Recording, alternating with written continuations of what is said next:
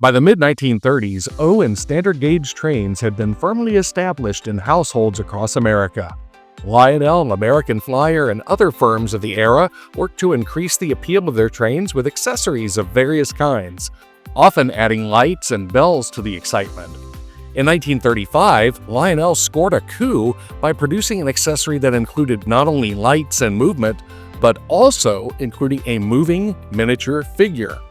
Now, nearly 90 years later, this accessory and its descendants still bring a smile to children of all ages. Let's take a closer look at this classic accessory, the Lionel Operating Gateman. Hello again, this is Mike with another episode of Toy Train Tips and Tricks. In the 21st century, most busy railroad crossings are protected by flashing signals, bells, and often gates that operate automatically as the train approaches. In 1935, however, that was seldom the case. In fact, the automatic crossing gates that we know today were not invented until 1936. Prior to that, there were some warning devices, such as bells and wigwag signals, but most often a busy railroad crossing would be protected by a watchman. Oftentimes, the watchman would manually operate crossing gates, and this was usually supplemented by the watchman himself, waving a red flag or a lantern. So, when Lionel introduced this accessory in 1935, a gateman with a lantern would have been a common sight to kids across North America. The accessory itself features a rather nondescript shed to provide shelter for our intrepid crossing defender when a train is not present. The shed also features a small bin, perhaps a coal supply to keep the gateman warm. Crossing safety is supplemented by a common warning sign. When a train approaches, the tall figure, actually a very tall figure, swings the shed door open, slides out of the shed, and waves his lantern to warn motorists until the train departs. It was like magic. But how did it work? Operation was simple. To animate the figure, a small electric solenoid pushes a lever, and later a rack and pinion system, which pushes the man out the door.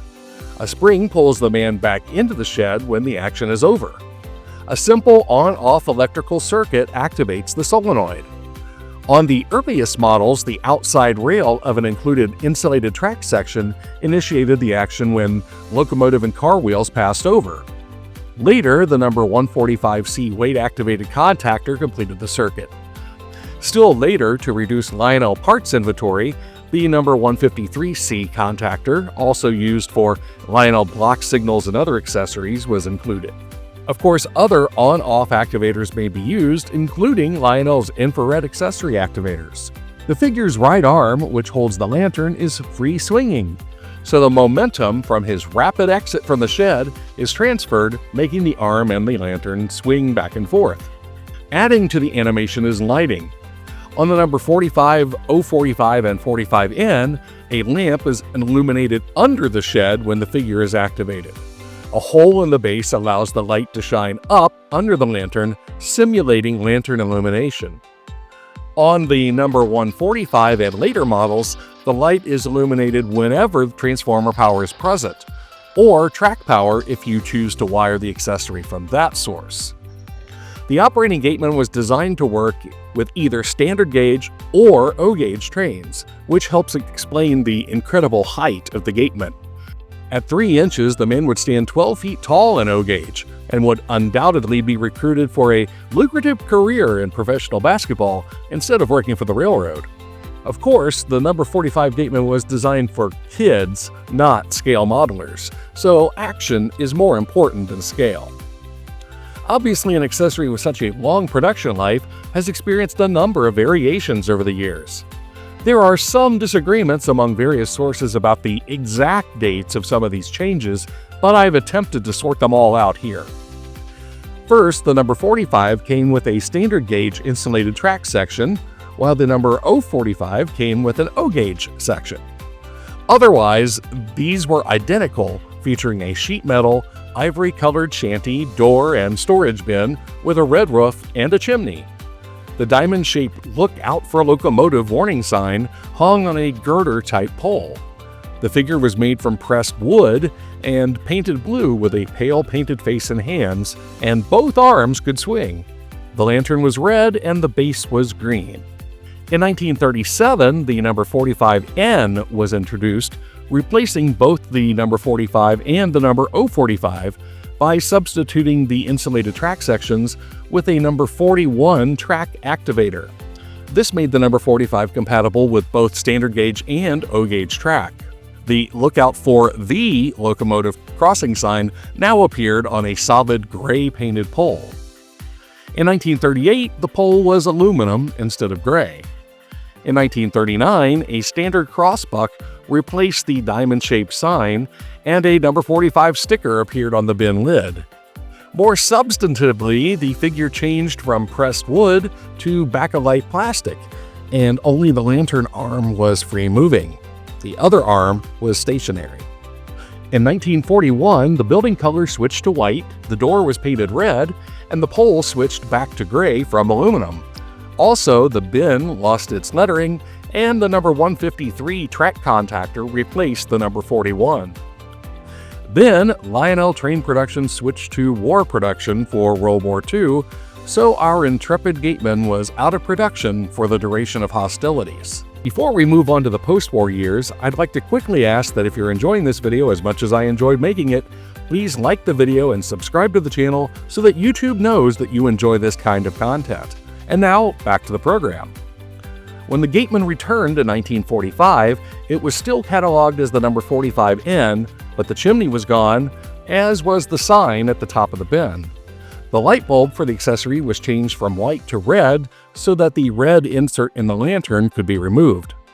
After 1945, the accessory was cataloged simply as the number 45. There were no significant changes until 1949, although the crossbuck sign can be located in various higher or lower positions on the pole. In 1949, the green base was painted a darker green color than before, and in late 1949, the shed color changed from white to cream. Whether you have a number 45, a number O45, or a 45N, wiring is simple regardless of your activation method. If, as Lionel originally intended, you're using an insulated track section, you will also need a track lock-on or other method of connecting a wire to your track. First, attach the hot side of your transformer accessory power, or if you're using track power, the same transformer tap that powers the center rail, to the hot side accessory binding post. Attach the common side accessory post to the track lock-on attached to the insulated outside rail. When a train passes, the metal wheels of the train will complete the electrical circuit to the insulated side of the track, activating the accessory. Insulated track sections are commercially available, but I recommend making your own. See the link in the related video in this video description. Also, unless you are using very short O27 cars, I recommend a length of at least 2 insulated track sections together for more reliable operation of the gateman. If you're using a number 41 or number 145C track contactor, attach one accessory post to the transformer as above, and the other one to one post on your contactor. The other post from the contactor is wired to the common side of the accessory transformer. Adjust the spring so that the accessory is off when no train is present, but it activates as soon as the train gets near enough to the accessory. Wiring for the number 153C contactor is similar, but you will not use the post closest to the track.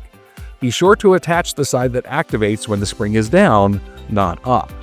1950 marked major changes in the design. The sheet metal shed construction was replaced with a new plastic design, with simulated wood siding and a shingled roof. The new plastic door included 2 large windows, and the crossbuck was also changed to a new plastic design. A new Lionelville sign appeared above the door, and the lighting was now continuous instead of only lighting when the train appeared. The gateman figure was also slightly redesigned, now made of new injection-molded plastic, and slightly smaller, now only about 11 feet tall. The accessory was activated by a number 145C track contactor. To reflect all of these changes, the accessory was renumbered as number 145, a number it retained through the rest of the post-war period. The wiring of the number 145 and later versions is a bit different due to the constant illumination of the shed. There are now 3 binding posts on the accessory. 2 posts are pre-wired to the light bulb, and the third has nothing attached. If you're using an insulated track method, attach the post from the common side of the bulb, most often a white wire, to the transformer common.